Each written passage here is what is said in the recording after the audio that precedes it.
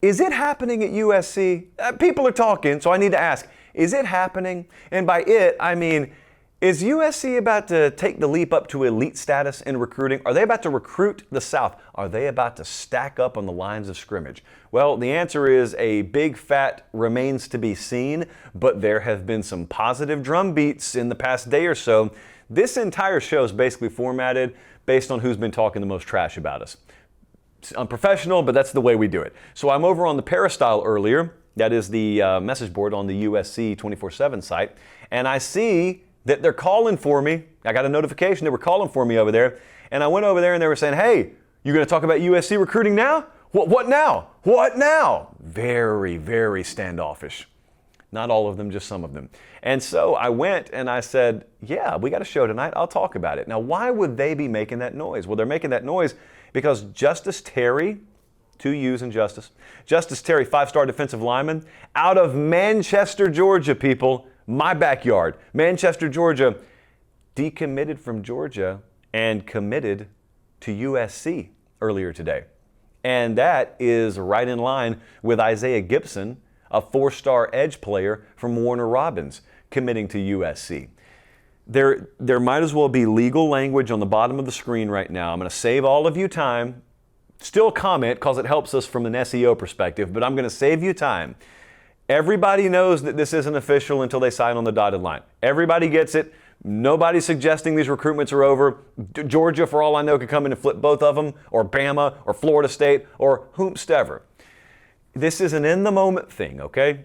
And it's symbolic, just like Undertaker versus Bossman at WrestleMania 15 at the end. A lot of this is symbolic. Symbolically, it signifies not only did Lincoln Riley overhaul his defensive staff, and not only have they talked out there a great deal about this, well, they're going to overhaul everything, but in terms of philosophy, we're overhauling this and that, and well, you got to have the players to do that, okay? So symbolically, this is a really good look.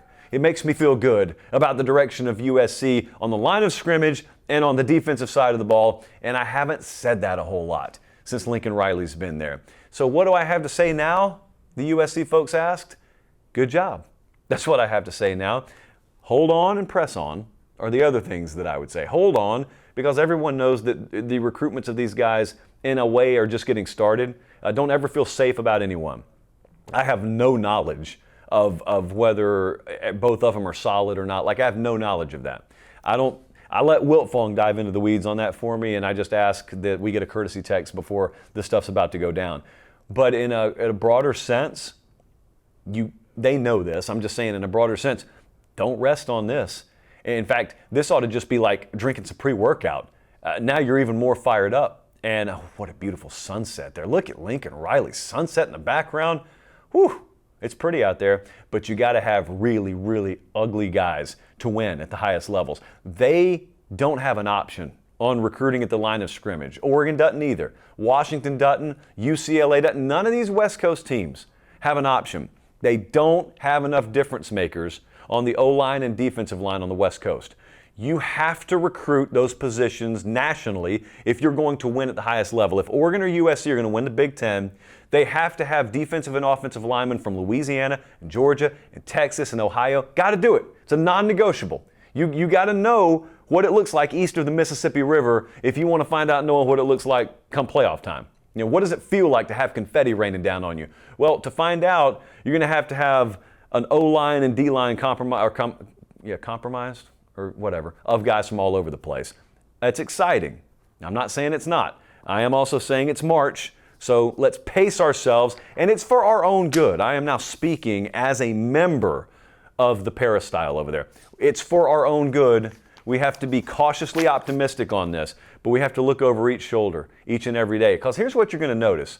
As you guys knew once upon a time, when you have 4- and 5-star line of scrimmage talent committed, there aren't a lot of them. And conversely, there are tons of programs in need. And in the era of no rules, no limits, anything goes, when desperation sets in, you never know what those guys are going to have put on their plate. That's why I do not care how firm the language is and the communication is today between any kid and a coaching staff. People aren't desperate enough yet. It's like we're in an election season. And since I will never turn the show into a political show, this is as close as I get. I don't really ever pay attention to what's happening in January and February because people aren't desperate enough. When the desperation sets in July, August, September, then you start seeing the haymakers. Gloves come off, risk reward doesn't matter anymore. Well, it's the same way with a collective. It's the same way with a booster. It's the same way with a position coach that knows jobs on the line. It's the same way with a head coach that knows his job's on the line.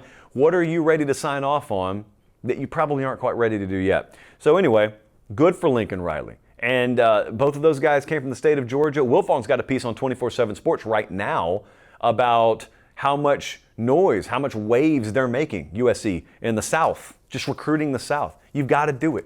You have got to do it. They may have all the quarterbacks and wide receivers in the world you need out in California. They don't have the linemen you need out there. You can have 1,000,001 theories as to why that is. They don't have them out there. You know where they have them? Mississippi. You know where they have them? Georgia, Louisiana. They got them there. They've got them there.